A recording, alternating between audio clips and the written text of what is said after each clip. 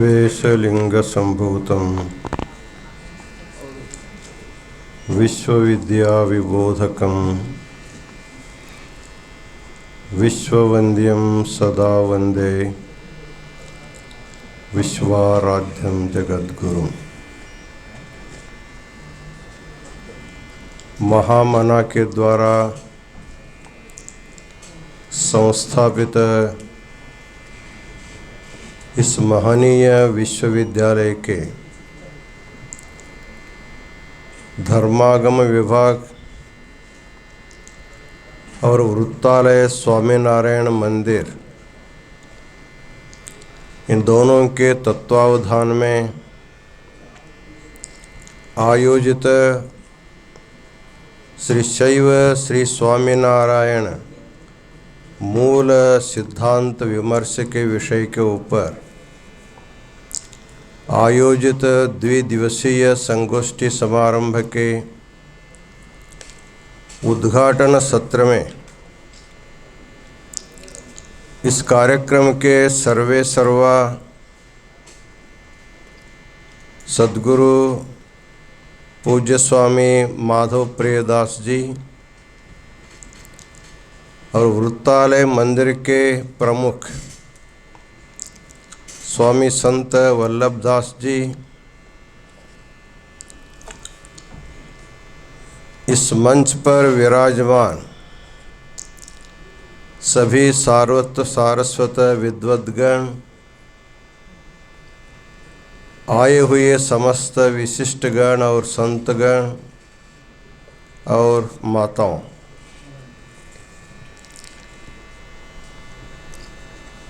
जैसे जैसे सभा समाप्ति की ओर चल रहा है, वैसे सबको समय बहुत कम देते गए। हमारे ख्याल से हमको कोई समय ही नहीं बचा है,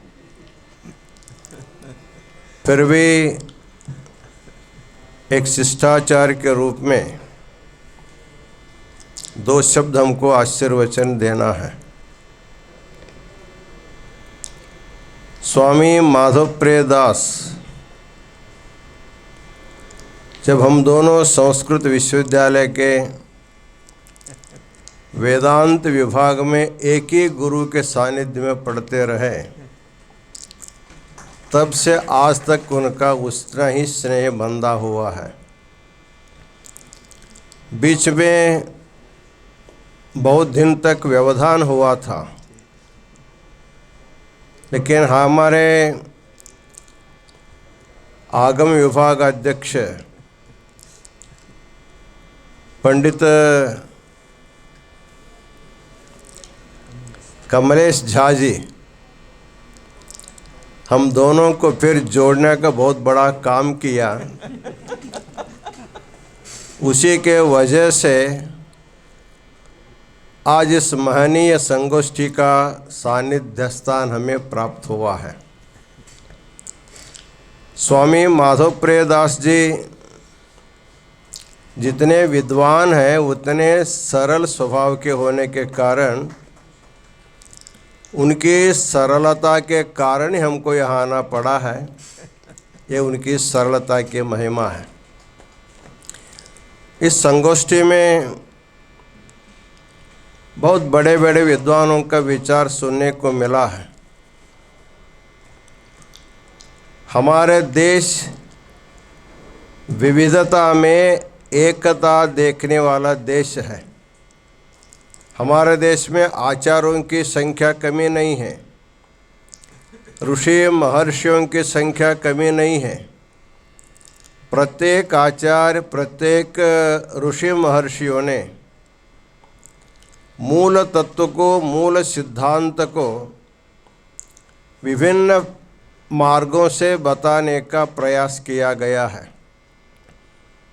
इस तत्व को पुष्पदंत ने बताया है। रुचि नाम वैचित्र्या द्रुजु कुटिल नाना पतजुषाम नृणाम एको गम्य त्वमसि पयसा मरणवयिव। बहुत सत्य बात है। हमारे देश के शास्त्रों के सिद्धांतों की उपासनाओं की जो विविधता है उसको हम लोग एक प्राकृतिक सौंदर्य मानना चाहिए। भगवान ने जो सृष्टि किया बहुत विविधता में किया है, तो प्राकृतिक दृष्टि से विविधता जो है एक सौंदर्य का कारण बनता है। जैसे एक माला की रचना करनी हो, एक ही रंग के एक ही तरह के पुष्पों को हम जो जोड़ेंगे वो उतना सुंदर नहीं देता है, लेकिन अलग अलग रंगों से अलग अलग साइज में हुए पुष्पों को एक माला बनाएंगे तो अत्यंत सुंदर दिखाई देता है। उसी प्रकार भारत देश के जितने ऋषि महर्षियों ने अपने सिद्धांत रूपी पुष्पों का आविष्कार किया है, उन सभी सिद्धांतों को सब लोगों को उतने आदर भाव से देखना चाहिए। खंडन करना एक पद्धति है, लेकिन समन्वय दृष्टि से देखना ये सबसे श्रेष्ठ मानी जाती है। श्री सिद्धांत शिखामणि में एक वचन आता है, सांख्यम योगः पांचरात्रम वेदाः पाशुपतम तथा एतानि मानभूतानि नोपहन्यानि युक्तिभिः। जितने भी शास्त्र है वो भगवान के द्वारा आविर्भूत वेद या आगमों के द्वारा ही आविष्कृत होता है। इसलिए कोई व्यक्ति किसी भी सिद्धांत का युक्ति के द्वारा खंडन नहीं करना चाहिए। इसी दृष्टि से हमारे देश के ऋषि महर्षियों ने उपासना में जो भी भेद था उसको सुलझाने के लिए एकम सद्विप्रा बहुधा वदन्ति बता करके, भगवान अनेक नहीं है, भगवान एक ही है, हम लोग उनको अनेक रूप दिए, अनेक नाम दिए, लेकिन मूल गंतव्य स्थान एक ही है। इसी सिद्धांत को लेकर के हमारे देश में प्राचीन आचार्यों ने अपने सिद्धांत लिखा, अर्वाचीन आचार्यों ने लिखा, आगे भी जितने आचार्य होंगे अपने सिद्धांत को बताते रहेंगे, उसके लिए कोई मना नहीं कर सकता। लेकिन जब हम लोगों को पढ़ना होगा, पढ़ते समय किसी सिद्धांत के प्रति राग द्वेष की भावना छोड़ करके एक आदर के भावना से सभी सिद्धांतों को देखेंगे, सभी में अपनत्व हमको मालूम होने लगता है। इसी प्रकार चाहे शैव सिद्धांत हो, चाहे स्वामी नारायण जी का जो सिद्धांत होगा, उसमें कोई लक्ष्यार्थ जो है कोई भेद नहीं हो सकता है। शिवस्य हृदये विष्णु, विष्णोश्च हृदये शिव है, वाक्य अत्यंत प्रसिद्ध है। जो शिव है वही विष्णु है, जो विष्णु है वही शिव है। जब माधव प्रियदास जी का हमको फ़ोन पर संपर्क होता है, हम उनको नमो नारायणाय बोलते हैं, वो हमको उल्टा नमः शिवाय बोलते हैं।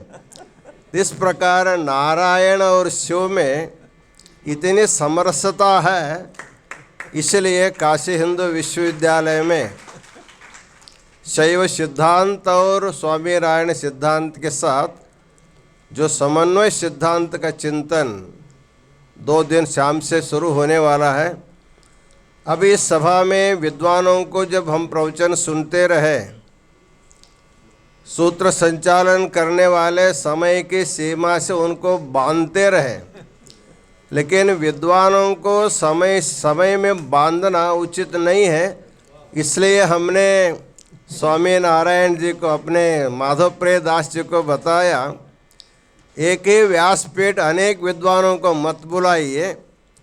एक व्यासपीठ पर एक विद्वानों को एक विषय पर घंटा 2 घंटा आप उनसे सुनिए, इतना ही नहीं, उस विषय पर सुंदर लेख उनसे प्राप्त कर लीजिए, उसको प्रकाशन करेंगे तो समाज के अत्यंत उपयोगी होगा।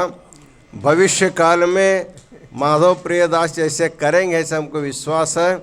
समय ज़्यादा हुआ है, हम केवल माधव प्रियदास जी के और कमलेश झा जी के अत्यंत आग्रह से और उनके स्वागत से हम लोग यहाँ आए हैं। वैसे तो काशी विश्वविद्यालय हमारा ही है, हमारा घर है, हम यहाँ पढ़े हुए, हमारा सिद्धांत भी यहाँ है। हमें इतनी खुशी होती है जब धर्मागम विभाग के प्रमुख रूप में कमलेश झा जी यहाँ आए, उन्होंने हमारे सामने प्रस्ताव रखा, महास्वामी जी आपके जंगमवाड़ी मठ से बहुत से आगम प्रकाशित होते हैं, धर्मागम विभाग में एक वीरशैव आगम का भी एक शाखा खुलनी चाहिए। तो खुल गया है, केवल उनके परिश्रम के कारण खुल गया है। इसी प्रकार आपका जो स्वामी नारायण संप्रदाय के ऊपर जब भाष्य लिख चुके हैं, ब्रह्मसूत्र के ऊपर, गीता के ऊपर, उपनिषदों के ऊपर, वो भी किसी विश्वविद्यालय में पाठ्य के रूप में आना चाहिए। वैसा आप प्रयास करेंगे तो अवश्य हो जाएगा, क्योंकि इस अध्ययन को केवल समाज नहीं, विद्वत समाज में भी इसकी चिंतन होना चाहिए, अध्ययन होना चाहिए। भविष्य काल में वो भी आपके संस्था के द्वारा संपन्न होगा, ऐसे विश्वास करते हुए आज के इस संगोष्ठी के उद्घाटन समारंभ में मूर्धन्य विद्वानों को विचार सुनने का सुअवसर मिला, इसलिए हम अपने को अत्यंत प्रसन्न मानते हैं। आए हुए सभी सद्भक्तों को, स्वामी नारायण संप्रदाय के सभी महाराजों को नमो नारायण कहते हुए हम अपना आशीर्वचन पूर्ण करते हैं। ओम शांति शांति शांति। एक मिनट।